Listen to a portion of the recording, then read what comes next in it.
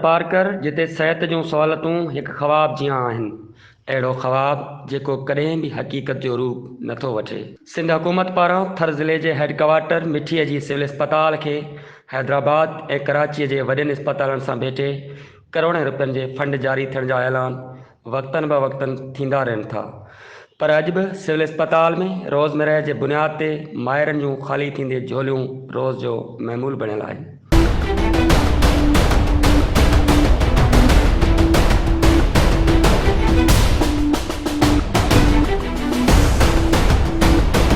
जंहिंमां अंदाज़ो लॻाए सघिजे थो त सिहत जे नाले थरपारकर खे मिलंदड़ करोड़े रुपया कीअं न मांगर मच्छनि जे वात जो सणबो गिरह बणिजी वञनि था ऐं गुलड़नि जहिड़ा मासूम ॿार अॼु बि ज़िले अस्पताल में सिसकियूं भरींदे अबदी निंड सुम्हनि था। सिंध हुकूमत पारां ज़िले जे समूरनि तहलकनि में क़ाइमु कयल सिहत मर्कज़ अवाम लाइ पिणु बेलाभ बणियल आहिनि। मुस्तक़बिल जे दुबई तौरु सुञाणप रखंदड़ ऐं थरपारकर जो ॿियो नंबर वॾी आबादी रखंदड़ शहर इस्लाम कोट जे सिहत मर्कज़ जो पिणु साॻियो ई हाल आहे, जिते नंगर पारकर, चाछरो, ॾीपलो समेत मुख़्तलिफ़ तहलकनि जे ॻोठनि मां मरीज़ अचनि था, पर शहर जे हिन RHC सेंटर में दवाउनि जे फुक़दान समेत अमले जी खोट बरक़रार आहे। नतीजे में इहो सिहत मर्कज़ रेफर सेंटर तौरु सुञातो वञे थो, छाकाणि त दवाउनि समेत डॉक्टरनि तोड़े स्टाफ जी खोट सबबि अक्सर मरीज़ मिठी समेत ॿियनि अस्पतालनि ॾांहुं रेफर कया वञनि था।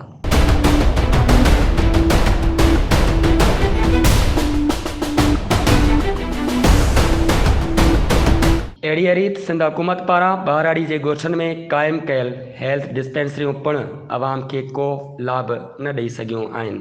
थरपारकर में सिहत जे नाले ख़र्च थींदड़ करोड़े रुपयनि जो बहरहाल अवाम खे टके पैसो जो बि फ़ाइदो अञा ताईं नाहे मिली सघियो।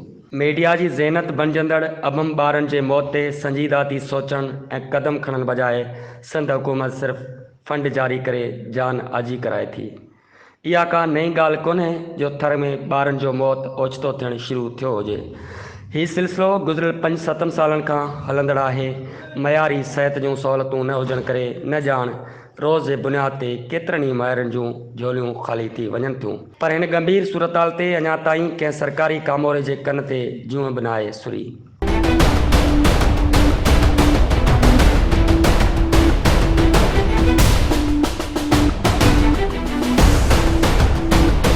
थर जे इन्हनि मासूम गुलड़नि जे मौत जो अहसासु रखंदे इस्लाम कोट वासी अॻूणे मुख़्तियारकार हीराउमल लवाणो पारां पंहिंजे पुटु एयरफोर्स जे डॉक्टर सुनील साणगर जी इस्लाम कोट जे मयारी वेंदड़ रस्ते ते माउ ऐं ॿार जे सिहत जे हवाले सां नाथ एंटर चाइल्ड केयर सेंटर जे नाले सां हिकु सिहत मर्कज़ खोलियो वियो आहे, जंहिंमें ऑपरेशन थिएटर, डिलीवरी होम समेत घुर्बल दवाऊं तोड़े अल्ट्रासाउंड समेत ॼमंदड़ ॿार जी समूरी दवा मुफ़्त में ॾिनी वञे थी।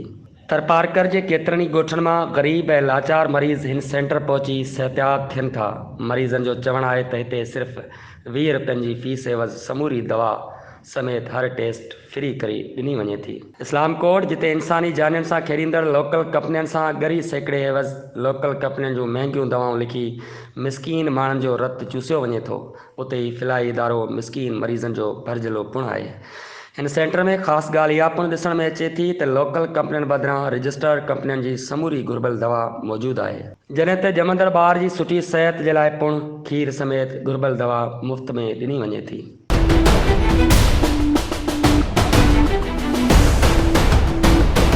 सेंटर में ख़ासि ॻाल्हि इहा पिणु आहे त सिर्फ़ु औरतुनि जे बीमारियुनि जो इलाजु कयो वञे थो, छाकाणि त थर में ॿारनि जे वधंदड़ मौत खे मद्देनज़र रखंदे माउ ऐं ॿार जे सिहत जे हवाले सां हीउ फिलाई इदारो खोलियो वियो आहे।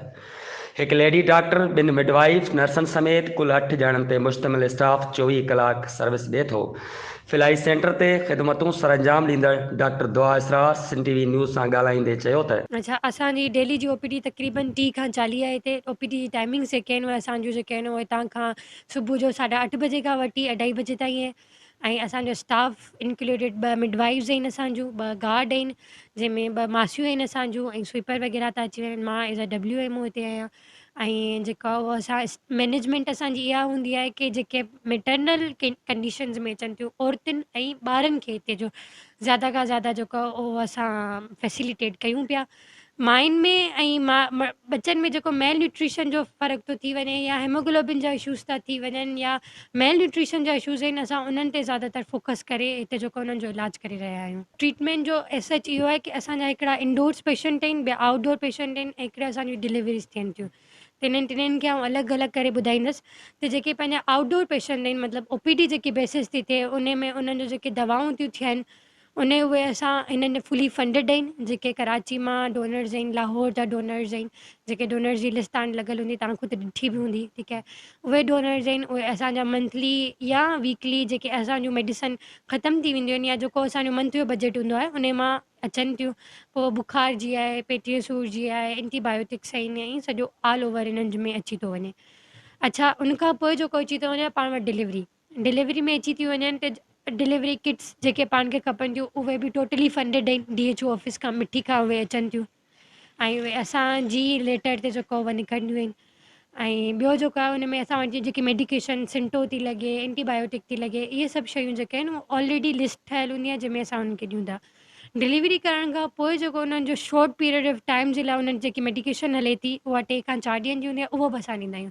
मतिलबु ऑल ओवर जेको पूरो पैकेट आहे तव्हांजो प्रेगनेंसी जो या जंहिंमें पाण चवंदासीं डिलीवरी जो, उहो जेको आहे उहो फुली फंडिड हूंदो आहे। ऐं उन में सिर्फ़ु असां 20 रुपया पर्ची जा था वठूं, उन खां वधीक उन में भले अल्ट्रासाउंड इंक्लूडेड हुजे, उन में मेडिसन आहे, या डिलीवरी खां पोइ बि जेके मेडिसन आहे उहा सिर्फ़ु ऐं सिर्फ़ु उन्हनि जी 20 रुपया था वठिया वञनि, उन खां वधीक नथो वठियो वञे। असांजो मक़सदु जेको आहे न, उहो सिर्फ़ु इन्हनि जो 20 रुपया रखण जो मक़सदु इहो आहे कि हू थोरो मेंटली हिकिड़ो इंसानु हूंदो आहे न, उहो प्रिपेयर थी वञे कि यार असांजो कुझु कंट्रीब्यूशन आहे उन्हनि में, ठीकु आहे। अच्छा, फुली फंडिड करण जो मक़सदु कोन्हे कि असां 50 रुपया पर्ची जा रखी था सघूं, 20 रुपया अल्ट्रासाउंड जा रखी था वञूं। मक़सदु सिर्फ़ु इहो हूंदो आहे कि मेंटली थोरो जेको आहे न, पेशेंट पाण बि हिकिड़ो हुजे कि न असां ख़ुदि कंट्रीब्यूट कुझु कयूं पिया। मतिलबु असांजो भले उहो 10 रुपया वेंदा या 20 रुपया वेंदा, पर उहे असांजे फ़ाइदे जे लाइ हूंदा। त अगरि हू 20 रुपया ॾेई, हालांकि असां वटि ईंदा आहिनि पेशेंट्स खां, तव्हां ख़ुदि बि इंटरव्यू वरिता हूंदा, या हू जेको आहे न, उहो असां ॿुधाए वेंदा आहिनि कि मक़सदु 20 रुपयनि जो कोन हूंदो आहे। मक़सदु इहो आहे कि उन्हनि जे 20 रुपए में असां क्वालिटी उन्हनि खे जेको उहो ट्रीटमेंट ॾियूं पिया, त उहो ॾिसी ख़ुशि था थी वञनि कि असां उनखां वयूं था, उन्हनि सां सही तरीक़े सां ॻाल्हायूं था, ॿोलायूं था, भई छा नमूने आहे, छा आहे न, उनखे हिकिड़ो सुठे नमूने सां ॾिसूं था। फिज़िकल एग्ज़ामिनेशन उन्हनि जी थिए थी, उन्हनि जो वाइटल्स चेक कया वञनि था, उन्हनि जो अगरि अल्ट्रासाउंड जो प्रॉब्लम आहे त उहो ॾिठो वञे थो। एंटीनेटल केयर में उहो थो थी वञे। इवन असांखां जेके केसिस नथा थियनि, असां उनखे रिफर था कयूं। All this because of 20 rupees. मतिलबु उहा जेकी शइ उनजो 20 रुपया जो मक़सदु उहो कोन्हे। मक़सदु आहे कि असां उन्हनि खे ॾियूं।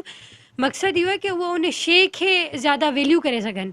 तिन जे लाइ जेको 20 रुपया रखिया विया आहिनि। फर्टिलिटी रेट खे अगरि पाण डिवाइड करियूं ऑल ओवर द वर्ल्ड, मतिलबु सिर्फ़ु थरपारकर जी मां ॻाल्हि नथी कयां, ऑल ओवर विलेजिस में, सही आहे। उन में डिपेंड थो करे 2 शयूं हूंदियूं आहिनि। हिकिड़ो हूंदो आहे कि एंटीनेटल केयर माउ खे सुठी मिली वञे।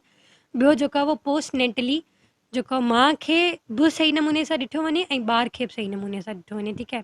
हाणे अगरि उन ते आउं ॻाल्हि कंदसि ज़्यादा, त अगरि एंटीनेटल जो अगरि ॻाल्हि कयो वञे त माउ में जेको घणियूं शयूं थी वञनि, ठीकु आहे। त उहो हुनखे मोर्टेलिटी रेट जेको आहे उन जा इशूज़ कहिड़ा कहिड़ा आहिनि, ठीकु आहे, अगरि उन्हनि ते ॻाल्हि कई वञे त उन्हनि में हिकिड़ी ॻाल्हि जेको आहे पंहिंजो उहो थींदो आहे पाण माउ जो ज़्यादातर हेमोग्लोबिन घटि हुन जेको ऑल ओवर पेशेंट में। ऐं हेमोग्लोबिन घटि छाजी वजह सां थींदो आहे, भई उन्हनि जी न खुराक सुठी आहे, न हिते पाणी सुठो आहे। छो जो पाणी में बि हिते तव्हांखे ख़बर आहे नमकानियात जेके आहे उहा साल्टीनेस थोरी ज़्यादा आहे, साल्ट हिते ज़्यादा आहे। त साल्ट जी कंटेंट ज़्यादा हुजण जी वजह सां उन्हनि जे ब्लड प्रेशर जा मसइला था थियनि। ब्लड प्रेशर जा मसइला हूंदा त एंटीनेटल इशूज़ में तव्हां प्री क्लेम्जिया इक्लेम्जिया थो थियनि। These terms are used for the medical condition, जंहिंमें अॻियां हली करे माउ जे लाइ बि ख़तरो हूंदो आहे, ॿार जे लाइ बि ख़तरो हूंदो आहे। इहे शयूं थी वञनि। मेल न्यूट्रिशन जा जेके उहे इशूज़ आहिनि।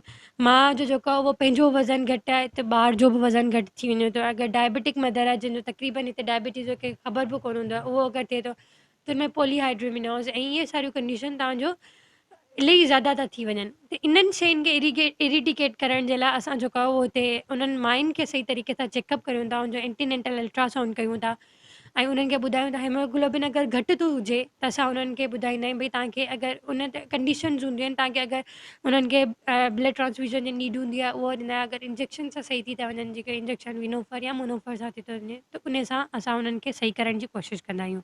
हिन फिलाई सेंटर में कमु कंदड़ मुलाज़िमनि ॿुधायो त सेंटर 24 कलाक खुलियल हुजे थो ऐं ईंदड़ मरीज़नि खे मुफ़्त दवा फ़राहम कई वञे थी। इन्हनि चयो त केतिरा ई मुखियर हज़रात बिना कंहिं नाले जे हिन सेंटर खे दवाऊं मोकिलीनि था।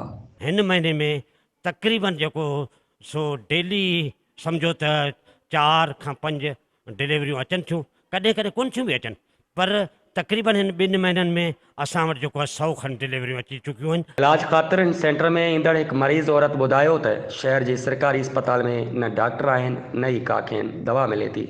इन करे असां हिन सेंटर जो नालो ॿुधो ऐं हिते आयासीं त डॉक्टरियाणियुनि तोड़े नर्सिस समेत तमामु सुठे नमूने इलाजु कयो ऐं सुठे नमूने माउ ऐं ॿार जी सिहत जे हवाले सां सम्झायो।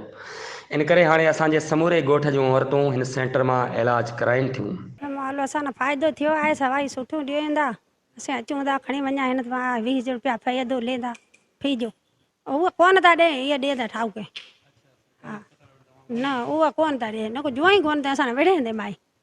हा इहे विढ़ा ख़ुदि वीचारी दवाई सुठे दी असां ॾे फ़ाइदो बि थिए थो जाए। वड़े मंगाए 5 ॾींहं 6 ॾींहं खां आओ अचर जाऊं वड़ी अचर आऊं जिमे जाऊं वारे जमे जा मंगाए ॿाहिरियां लिखे था ॾिना ॾिना टिके बुटन ॾे कहंदे तव्हां नाणे लियो जाई सभु लिखी ॾींदी हा हिते तो मिले जेको ॾे दी उहो फ़ाइदो थिए थो। होॾां सेंटर जो बुनियाद विझंदड़ धीराउमल ऐं डॉक्टर सुनील कुमार ॿुधायो त हिन फिलाई इदारे खे हलाइण जे लाइ मुल्क जे नाम्यारे ऐं अॻूणे क्रिकेटर इंज़माम हक़ मोहम्मद यूसुफ समेत ॿियनि इंसानियत जी ख़िदमत जो जज़्बो रखंदड़ मुखियर हज़रात मदद कई ऐं असां सेंटर खोलियो। हाणे बि असांजी मदद कनि था। डॉक्टर सुनील ऐं धीराउमल ॿुधायो त थर जे औरतुनि खे हिन सेंटर मां फ़ाइदो हासिलु करणु घुरिजे। सेंटर में माउ ऐं ॿार जी सिहत बाबति थींदड़ जागृता सेमिनार में पिणु हिसो वठणु घुरिजे, जीअं थर पार्कर में ॿारनि जे वधंदड़ मौत खे रोके सघिजे। गुज़िरियल 15-20 सालनि खां थर में खुराक जी खोट सबबु हमल दौरान केतिरियूं ई माण्हू ऐं उन्हनि जा बचड़ा जानियूं विञाए रहिया आहिनि। इन खे कंट्रोल करण जे लाइ north health education and development society जे प्लेटफॉर्म तां north maternal and child care centre April 2019 खां पंहिंजूं ख़िदमतूं सरंजाम ॾेई रहियो आहे। इस्लाम कोट जे मियारी रोड ते क़ाइमु हिन फिलाई इदारे में ऑपरेशन थिएटर, अल्ट्रासाउंड समेत समूरियूं सहूलियतूं मौजूदु आहिनि, जॾहिं त पीअण जे पाणी लाइ फिल्ट्रेशन प्लांट पिणु लॻायो वियो आहे। जदीद सहूलियतुनि वारो हीउ फिलाई इदारो मुफ़्त इलाज जूं सहूलियतूं ॾेई इस्लाम कोट ऐं भरपासे जे ॻोठनि जे मरीज़नि लाइ काराइतो ज़रूरु साबित थियो आहे। कैमरामैन पवन गोस्वामी ऐं प्रकाश कुमार सां गॾु सुधीर राठौर, सिंध टीवी न्यूज़, इस्लाम कोट।